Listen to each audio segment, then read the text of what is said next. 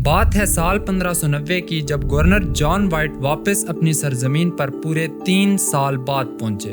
Governor جان white کو امید تھی کہ ان کے 3 سال بعد پہنچنے پر ان کے 115 سیٹلرز انہیں دیکھ کر بہت خوش ہوں گے، لیکن حقیقت اس کے بالکل مخالف تھی۔ رونوک آئی لینڈ کسی کھنڈر سے کم نہیں لگ رہا تھا۔ گورنر جان وائٹ 2 منٹ تک اس منظر پر یقین نہیں کر پائے۔ آخر 115 سیٹلرز کہاں گئے؟ رونوک آئی لینڈ پر انہیں کسی قسم کا کوئی کلو نہ مل سکا جس سے وہ اندازہ لگا سکتے کہ ان 3 سالوں میں یہاں کیا ہوا۔ رونوک آئی لینڈ پر ملنے والا سب سے بڑا کلو ایک درخت پر لکھا ہوا لفظ کروٹون تھا، اور ایک جگہ اور CRO کے لیٹرز ملے۔ ان ادھورے لفظوں کو دیکھ کر جان وائٹ کو فوراً محسوس ہوا کہ کچھ نہ کچھ یہاں پر غلط ضرور ہوا ہے، جیسے وہ لوگ کوئی پیغام لکھ رہے تھے لیکن اچانک کوئی مصیبت آ گئی اور وہ بیچ میں ہی سب کچھ چھوڑ کر یہاں سے چلے گئے۔ دوستو، یہ واحد ایک نشانی تھی جس سے انہیں یہ امید ہوئی کہ 115 سیٹلرز جو یہاں پر وہ لائے تھے وہ کروٹون آئی لینڈ پر موجود ہو سکتے ہیں۔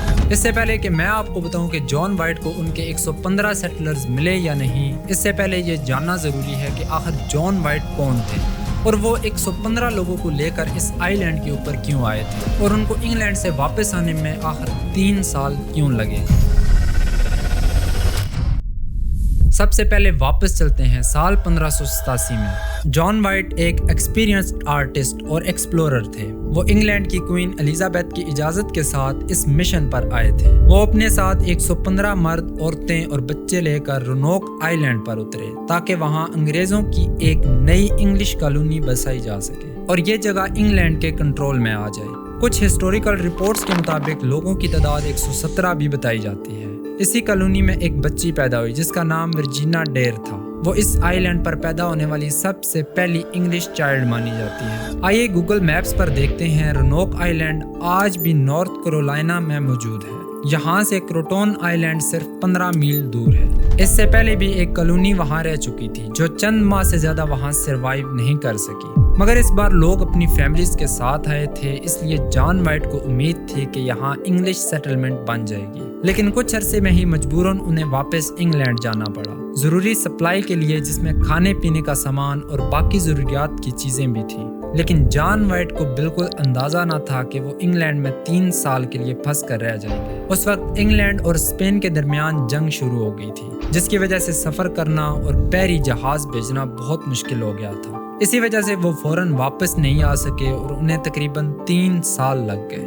دوستو، جان وائٹ کو کافی حد تک امید تھی کہ ان کے 115 سیٹلرز کروٹون آئی لینڈ پر پیسفلی ریلوکیٹ ہو گئے ہیں، لیکن دوسری طرف درخت پر لکھے ہوئے ادھورے الفاظ CRO ذہن میں بہت سے شک پیدا کر رہا تھا۔ یہ الفاظ جان وائٹ کو سوچنے پر مجبور کر رہے تھے کہ کیا اچانک وہ کسی مصیبت کی زد میں آ گئے تھے یا پھر وہ اپنی مرضی سے یہاں سے کہیں اور چلے گئے۔ دوستو، اس سے پہلے بھی رونوک آئی لینڈ پر 2 کالونیز رہ چکی ہیں لیکن وہ کامیاب نہیں ہو سکی۔ سال 1585 میں رونوک آئی لینڈ پر پہلی انگلش کالونی بنائی گئی تھی جس کو لیڈ کر رہے تھے رالف لائن، لیکن وہاں حالات اچھے نہیں رہے کیونکہ انگلش سیٹلرز اور مقامی لوگوں کے درمیان لڑائی اور جھگڑے شروع ہو گئے تھے۔ یہ حالات اس قدر خراب ہو گئے تھے کہ 1586 میں ایک بہت بڑا واقعہ ہوا جسے میسیکر کہا جاتا ہے، یعنی ایک ایسا حملہ جس میں بہت سے مقامی لوگ مارے گئے۔ 1587 میں دوبارہ وہاں پر ایک نئی انگلش کالونی بسائی گئی، لیکن اس بار بھی حالات کچھ خاص اچھے نہیں تھے۔ اصل مسئلہ یہ تھا کہ ان لوگوں تک وقت پر ضروری سامان نہیں پہنچ پا رہا تھا، سپلائی بار بار رک جاتی تھی۔ کہا یہ جاتا ہے کہ جان وائٹ نے رونوک آئی لینڈ پر آنے سے پہلے 1585 میں ایک میپ بنایا تھا۔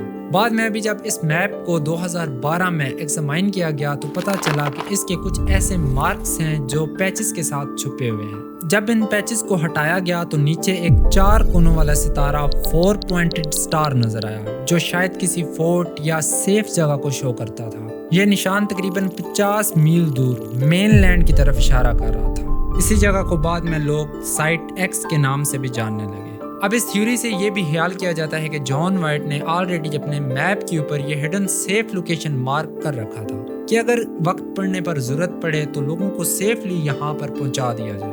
اب سوال یہ بنتا ہے کہ وہ جو 115 سیٹلرز تھے کیا وہ اسی کروٹون آئی لینڈ کے اوپر گئے یا پھر وہ مین لینڈ کی طرف چلے گئے؟ کیونکہ کروٹون ٹرائب کے لوگ انگریزوں کے ساتھ کافی حد تک دوستانہ تعلق رکھتے تھے، یعنی دونوں ایک دوسرے کے مخالف بالکل بھی نہیں تھے۔ बल्कि ज़रूरत पड़ने पर एक दूसरे की मदद भी कर लेते थे।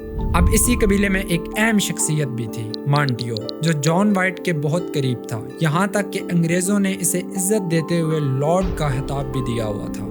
इसीलिए एक पॉसिबिलिटी ये भी है कि वो 115 सेटलर्स सर्वाइवल के लिए इन्हीं लोगों के पास चले गए हों और वहीं उन लोगों के साथ मिलकर रहने लगे हों। दोस्तों, यहाँ पर कुछ और इंटरेस्टिंग थ्योरीज भी आती हैं जिन्हें हम कंफर्म तो नहीं कह सकते, लेकिन उन्हें डिस्कस ज़रूर कर सकते हैं। एक थ्योरी ये है कि उस वक्त शदीद खुश्कसाली और खुराक की कमी थी, तो शायद सेटलर्स ने रोनोक छोड़ दिया हो और क्रोटोन ट्राइब की तरफ चले गए हों ताकि वहाँ मांटियो के लोग उनकी मदद कर सकें। दूसरी थ्योरी ये है कि कुछ लोग शायद वहाँ से निकलकर मेन लैंड के उस इलाके में चले गए हों जिसे बाद में साइट एक्स कहा जाता है। ये वही जगह है जिसका जिक्र अभी हमने पहले भी किया था कि जॉन वाइट ने शायद यहाँ पर सेफ प्लान सोच कर रखा हुआ था कि यहाँ पर मैं अगर कोई मुसीबत आई तो इन लोगों को इस जगह पर लेकर जाऊंगा। और चौथी थ्योरी ये भी है कि शायद कोई कॉन्फ्लिक्ट हुआ हो जिसमें लोग मर गए हों, लेकिन इस बात का कोई अभी तक स्ट्रॉन्ग एविडेंस नहीं मिला। दोस्तों, ये मिस्ट्री इसलिए भी दिलचस्प है क्योंकि ये सिर्फ एक कॉलोनी का नहीं बल्कि ह्यूमन सर्वाइवल का किस्सा है। जॉन वाइट ने इस कॉलोनी को लेकर बहुत सारी प्लानिंग की हुई थी। इसका अंदाजा आप स्क्रीन पर मौजूद ड्राइंग से लगा सकते हैं, जिनमें घर, लोग और जिंदगी की एक अलग तस्वीर मौजूद है। 1998 में नॉर्थ कैरोलिना के आइलैंड पर एक आर्कियोलॉजिकल एक्सकावेशन के दौरान एक रिंग मिली थी। इसका एक्सरे फ्लोरेंसिस टेस्ट किया गया तो पता चला कि ये सोना नहीं बल्कि पीतल है। यानी जो चीज़ पहले एक बड़ी हिस्टोरिकल डिस्कवरी लग रही थी वो बाद में मॉडर्न लैब एनालिसिस ने गलत साबित कर दी। इससे रोनोक कॉलोनी के इस वाक़े के ऊपर बहुत बड़ा सवाल खड़ा हो गया कि जो भी चीज़ें वहाँ से मिली हैं क्या वो इस वाक़े से ताल्लुक़ रखती हैं या नहीं। कुछ एक्सपर्ट्स का ये भी कहना है कि जो भी चीज़ें वहाँ से मिली हैं ये एक टाइम पीरियड की नहीं है, बल्कि हो सकता है कि ये बाद में ट्रेड के ज़रिए वहाँ आई हों या फिर दोबारा रीयूज़ हुई हों। मगर इस चीज़ का कोई सॉलिड प्रूफ अभी तक नहीं मिला। मगर हाँ, इस कहानी के ऊपर रिसर्चर्स और आर्कियोलॉजिकल टीम्स बहुत सारी मेहनत से काम कर रहे हैं ताकि पता चल सके कि इस एक्स साइट पर या फिर मेन लैंड पर या फिर रोनोक आइलैंड के ऊपर आखिर ये असल वाक़या हुआ क्या था। अभी 2026 में भी कुछ रिसर्चर्स और मुख्तलिफ एजेंसीज यहाँ तक कि नासा और गूगल अर्थ जैसी मॉडर्न टेक्नोलॉजीज इस्तेमाल करके सैटेलाइट इमेजेस के जरिए एक्स साइट वाले इलाकों को अभी भी स्कैन किया जा रहा है। यानी कि कोशिश अभी भी जारी है कि ज़मीन के नीचे से कोई ऐसा क्लू मिल जाए जो इस मिस्ट्री को फाइनली सॉल्व कर दे। और बात यहाँ तक है कि अगर ये राज वाकई खुल गया तो फिर ये एक आम सी कहानी नहीं रहेगी, बल्कि अमेरिका को अपनी फाउंडिंग हिस्ट्री जो है वो दोबारा से रीथिंक करनी पड़ सकती है। कुछ हिस्टोरियंस का ये भी कहना है कि वहाँ पर उन लोगों ने जानबूझकर वो मैसेजेस छोड़े। CRO का मतलब हो सकता है क्रोटोन की तरफ अपनी मर्जी से चले गए हों, क्योंकि जॉन वाइट को किसी किस्म के बड़े हादसे और डिजास्टर का कोई एविडेंस भी नहीं मिला। ये वाकया हमें ये सिखाता है कि हिस्ट्री कितनी फ्रेजाइल होती है। एक डिले, एक जंग पूरी कॉलोनी को, पूरी सिविलाइजेशंस को तबाह कर सकता है।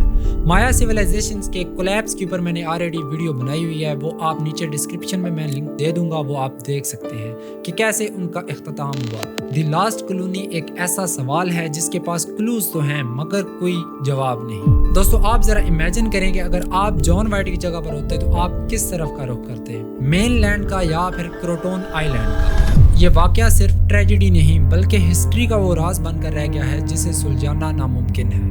इन 115 सेटलर्स की कहानी और 3 साल के दौरान इनके साथ होने वाले वाकयात इनके साथ ही गुम हो गए। लेकिन दोस्तों, आज भी सबसे बड़ा सवाल यही है कि आखिर वो लोग कहाँ गए और उनके साथ क्या हुआ। अगर आपने वीडियो पसंद की हो तो चैनल को सब्सक्राइब करें ताकि आइंदा भी ऐसे हिस्टोरिकल मिस्ट्री चैप्टर आपको देखने को मिलते रहें। बहुत शुक्रिया।